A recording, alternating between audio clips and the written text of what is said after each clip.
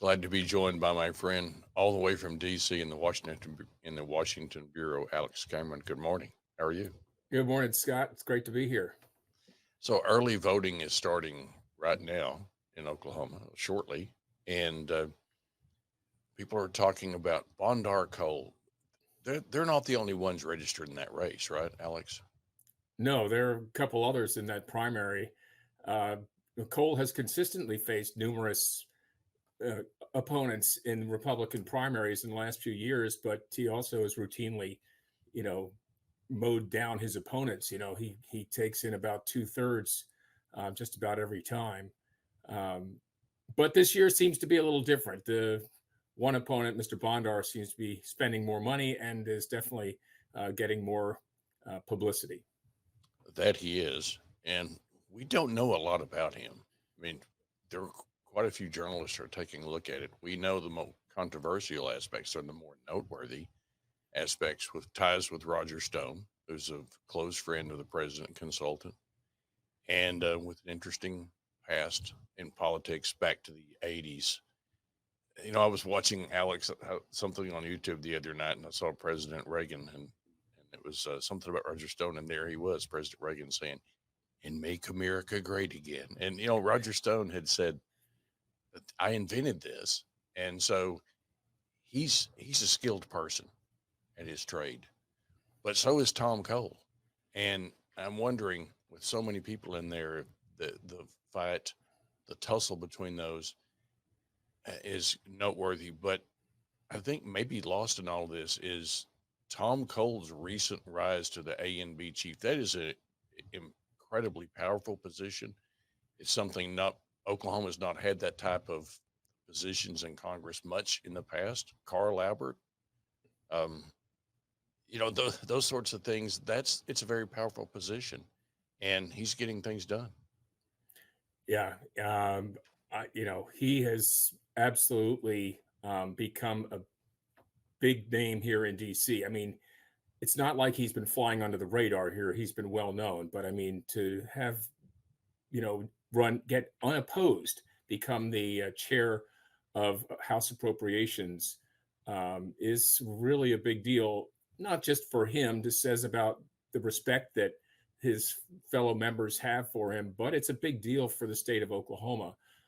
He is able to, as the chairman, sort of, you know, guide, steer the ship, and he certainly will make sure, just as he has for many years as a member of appropriations, but now as chair, will be able to really make sure that Oklahoma gets, what he feels it deserves. And he's a guy who looks at things fairly, but he certainly likes to take care of his district. He's one of the few members, I say few, I think 3 or 4 of our members use earmarks. He definitely, believes in those, and he's used them, he would say, to great effect to help his district. He's sort of a throwback when you think about the way the tenor of politics are in Washington right now. A throwback to those people at the end of the day. They were, they could talk to each other, and it seems to be far in the past. But Tom Cole is doing things like talking a lot about Tinkerfield. And a lot of people were very fearful when Senator Lankford retired. Senator Inhofe, excuse me, that people are going to be trying, other states trying to take pieces of what happens at Tinkerfield. He's talked about that. And then I wanted to ask you a little bit about just what goes on inside of that caucus. The Republican caucus is very divided up there. And Mr. Bondar and his ties to Stone, I mean, obviously he's being challenged from the right. But Tom Cole, as I recall, he made a seconding speech for Jim Jordan when all of that started happening with the former speaker. And it just seems to me that he's done just enough with the far right in the House that it would be strange for anybody looking into this going, well, why is he being challenged that way? Because he has tried to work with that wing of the party. And here you are at this situation where he's really having to spend a lot of time and money and able to hold on to his seat. That's a very, very astute observation, Mr. Mitchell. You're absolutely right. He did give that speech putting forth the nomination of Jim Jordan. He has walked a fine line, to stay in the good graces of both the mainstream leadership, but also of the more conservative wing of the caucus, which has, become much more powerful for sure. He is, though, at the end of the day, a throwback in the sense that it's kind of sad that we have to speak about people like this as being throwbacks. But he Yes. and Frank Lucas, who are guys who are, not unwilling to work with the people across the aisle if that's what it takes to get things done. And in almost every case, that's what it does take. If you really want to get, effective legislation passed, is you have to work across the aisle. But Tom Cole does that, but he also, he has the endorsement of Donald Trump. I mean, he does have the respect still of the people on the far right, and he certainly will put his record as a conservative up against anyone's. And so it is an interesting thing to watch how this is playing out. That he's been attacked from the far right. I mean, it was kind of similar, when you saw James Langford being attacked as not being conservative, when he's clearly one of the more conservative members. But, there's become more room on the right for people to attack people who have been here for a while and call them mainstream and, oh, you're willing to vote with Democrats, because, those are things that come along with doing the job here. Occasionally you have to do stuff like that. But certainly Tom Cole has established himself as a person who can get things done, who can work with everybody, who is very loyal within the caucus. He's done, he's been the good soldier, um, you know, uh, since the Republicans went into the majority. And, sometimes I'm sure it's been uncomfortable for him when he was, had to sit there as chair of the Rules Committee and watch, a record number of rules fail. But he has been a kind of the loyal good soldier, and has gotten a lot of stuff done, and he's maintained everyone's respect. That he has. Now, one further question about what's going on inside the caucus. Mr. Bondar's talked about a lot about Ukraine. So you take Congressman Cole, who has President Trump's endorsement, who voted against the impeachments. I mean, former President Trump himself has said, he stayed with me through all of this. He voted for former President Trump's tax cuts. I mean, he was support that administration both during that administration and after some votes. Now, while Mr. Bondar is talking about Ukraine, how deep do you think this Ukraine situation is dividing the caucus and maybe even Oklahoma's delegation? Because that seems to be where Bondar has been really hitting Cole hard. And we have our military installations here. It seems to me maybe that's one of the rubs with the stone candidates, the slate of people that they have running around the country that he's advising on. Is Ukraine a really, really one of the most divisive things inside of that delegation and the caucus?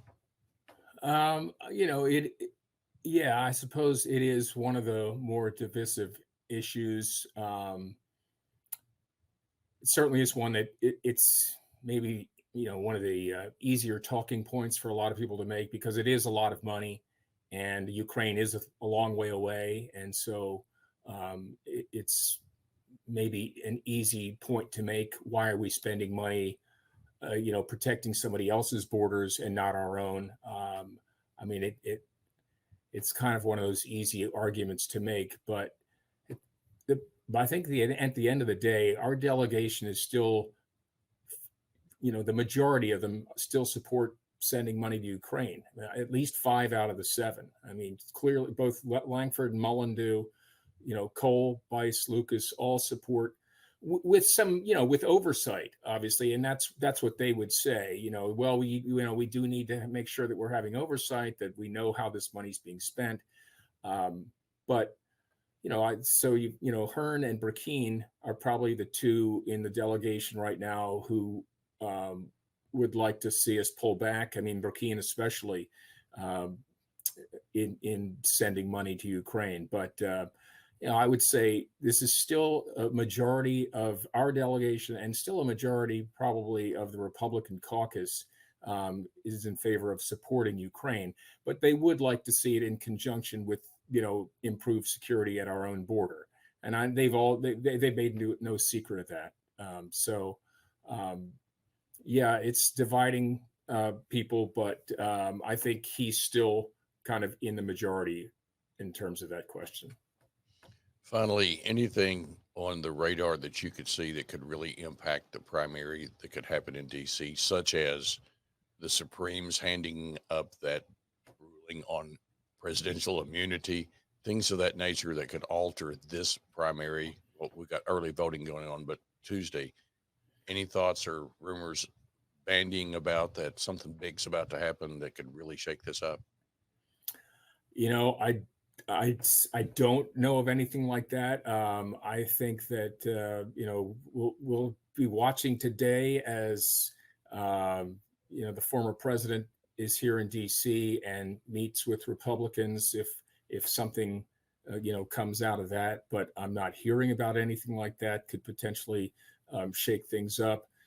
Cole seems to be doing a relatively good job so far in his new role as chairman of appropriations, moving things along. The NDAA hit the floor yesterday, and so I think that I haven't seen anything so far that could potentially trip him up. But he certainly is taking this seriously, and he when you got somebody like that who comes in and makes that sort of noise and can spend that kind of money, and has the sort of people working for him that Bondar does, then Cole would be foolish not to take it seriously. But right now, I still think he's going to end up, by this time next week, in the general election in November. That would be my guess. It certainly is indicative of what some of the strategies may be, which is you take Tom Cole and tie him down to his race. He can't help other people, and also financially, it's just been amazing. The one winner in this race, I can already call for you, Alex. It's the consultants.